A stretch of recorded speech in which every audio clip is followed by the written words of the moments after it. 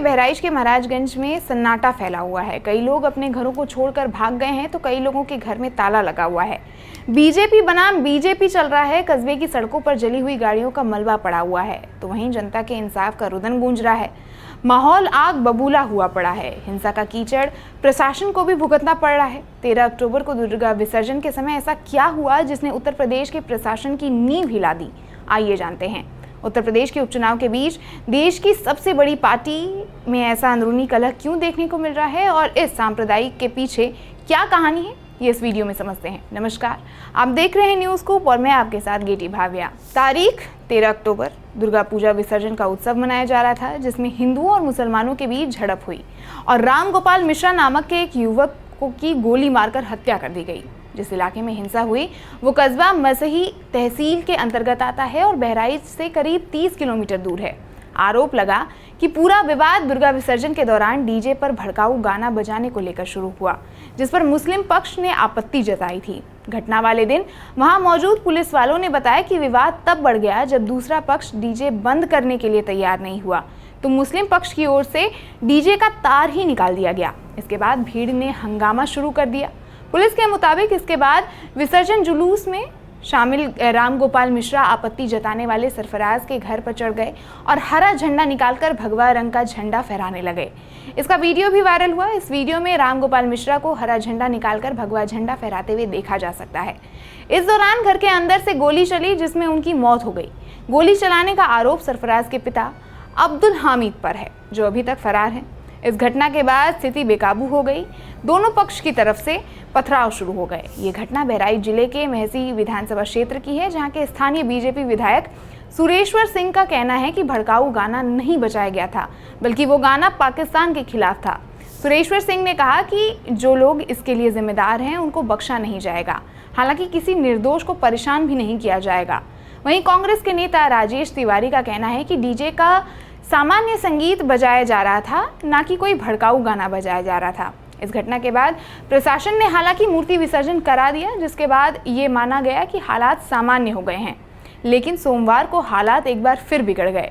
सोमवार को तड़के करीब 3 बजे राम गोपाल मिश्रा का शव उनके गांव आया, जिसके बाद गांव के आसपास के लोगों की भीड़ बढ़ने लगी। लोग शव को लेकर महसी तहसील आए और धरना देने लगे। इलाके के बीजेपी विधायक सुरेश्वर सिंह ने लोगों को समझा बुझाकर शांत किया और मृतक के शव का अंतिम संस्कार कराया। मृतक के शव को अंतिम संस्कार के लिए ले जाए जाने के बाद भीड़ एकाएक उग्र हो गई और सड़क पर उतर आई। भीड़ ने मुसलमानों के घर को निशाना बनाया। कई घर जला दिए गए। मुसलमानों की दुकानों को भी निशाना बनाया गया।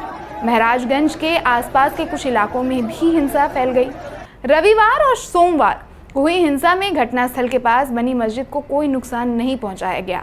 हालांकि मस्जिद और उसके पड़ोस में चलने वाला मदरसा दोनों ही बंद थे। वहीं बीजेपी महसी विधायक सुरेश्वर सिंह ने बीजेपी नगर अध्यक्ष समेत 7 नामजद और अज्ञात लोगों पर 13 अक्टूबर की रात महाराजगंज गोली कांड के बाद मृतक राम गोपाल के शव को अस्पताल चौराहा पर रखकर प्रदर्शन कर रही भीड़ को समझाने के दौरान उनके काफिले पर पथराव और फायरिंग का आरोप लगाते हुए नगर कोतवाली में मुकदमा दर्ज किया गया है। नगर कोतवाली में दर्ज विधायक महसी सुरेश्वर सिंह की एफआईआर के अनुसार 13 अक्टूबर को महाराजगंज में हुई हिंसा में मृतक राम गोपाल के शव को बहराइच मेडिकल कॉलेज के बाहर गेट पर रखकर भीड़ प्रदर्शन कर रही थी। वो अपने अंगरक्षकों और अन्य सहयोगियों के साथ शव रखे लोगों के पास पहुंचे थे, जिसके बाद डीएम से मिलने सीएमओ कार्यालय पहुंचे, जहां सीएमओ सिटी मजिस्ट्रेट भी पहुंचे थे। सभी को साथ लेकर दोबारा से मृतक के परिजनों और ग्रामीणों के पास पहुंचे और बातचीत कर शव को मोर्चरी ले जाने लगे। शव को मोर्चरी में रखवाकर वो और डीएम जैसे ही आगे बढ़ते हैं और गाड़ी मुड़ती है, उक्त लोगों द्वारा कार को रोकने और शेष बचे लोगों को जान से मारने की नीयत से पथराव चलाने लगते हैं। उसी दौरान भीड़ से फायरिंग भी होती है। कार का शीशा टूट जाता है और इस घटना में विधायक महसी सुरेश्वर सिंह के बेटे अखंड प्रताप सिंह को गोली लगते लगते बच जाती है। हालांकि ये पूरा घटनाक्रम सीसीटीवी में कैद कर लिया जाता है। नगर कोतवाली पुलिस आरोपियों पर दंगा करने, घातक हथियार से हमला करने, हत्या का प्रयास, व्यक्तिगत सुरक्षा खतरे में डालने, मारपीट के धारा में केस दर्ज करती है। भाजपा जिलाध्यक्ष ने अर्पित के बीजेपी नगर अध्यक्ष होने की पुष्टि की है। वहीं सोमवार को मुख्यमंत्री योगी आदित्यनाथ ने बहराइच हिंसा मामले में एक और कार्यवाही करते हुए एएसपी ग्रामीण पवित्र मोहन त्रिपाठी को पद से हटा दिया है। उनकी जगह डीजीपी मुख्यालय में तैनात एएसपी दुर्गा प्रसाद तिवारी को बहराइच भेजा गया है। इससे पहले सीओ मेहसी को भी हटाया गया था। बताते चलें कि हिंसा के आरोपियों को पकड़ने के लिए यूपी एसटीएफ को भी जिम्मेदारी दी गई है। वहीं पोस्टमार्टम रिपोर्ट के मुताबिक गोली नजदीक से चलाई गई थी। पोस्टमार्टम के बारे में मीडिया में आ रही खबरों का बहराइच पुलिस खंडन भी करती है। पुलिस ने बयान जारी कर कहा है कि सोशल मीडिया में सांप्रदायिक सौहार्द को बिगाड़ने के उद्देश्य से भ्रामक सूचना जैसे मृतक को करंट लगना, तलवार से मारना और नाखून उखाड़ना आदि बातें फैलाई जा रही थी, जिसमें कोई भी सच्चाई नहीं है। पोस्टमार्टम में मृत्यु का कारण गोली लगने से होना पाया गया है। फिलहाल जांच अब भी जारी है, अभियुक्तों की तलाश भी जारी है। लेकिन जब हम इस पूरे घटनाक्रम को समझते हैं तो मन में कुछ सवाल उठते हैं कि मौके पर मौजूद लोगों का कहना है कि संख्या बल के हिसाब से भीड़ अधिक थी और पुलिस वाले कम थे, जिससे एक्शन लेने में देरी हुई। तो क्या डीजे बजाने को लेकर सरकार ने या स्थानीय प्रशासन ने कोई गाइडलाइन जारी की थी? अगर डीजे पर भड़काऊ गाना बज रहा था तो पुलिस ने क्यों नहीं रोका? कि आपको याद दिलाने की कुछ समय पहले प्रदेश सरकार ने कांवड़ यात्रा के दौरान डीजे को लेकर एक गाइडलाइंस जारी की थी। अमूमन जुलूस में बाधा डालने वालों को पुलिस तुरंत हिरासत में ले लेती है, लेकिन इस केस में ऐसा नहीं हुआ। क्यों? सोमवार को राम गोपाल मिश्रा का शव परिजनों को सौंपने से पहले इलाके में सुरक्षा के पर्याप्त बंदोबस्त नहीं किए गए थे।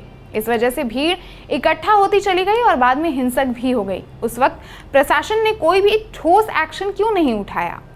आप क्या कहना चाहेंगे दोस्तों इस मुद्दे पर? इस मुद्दे पर अपनी राय, अपने विचार हमें कमेंट बॉक्स में ज़रूर साझा करें और देश दुनिया की तमाम खबरों को देखने के लिए जुड़े रहें न्यूज़ स्कूप से। धन्यवाद।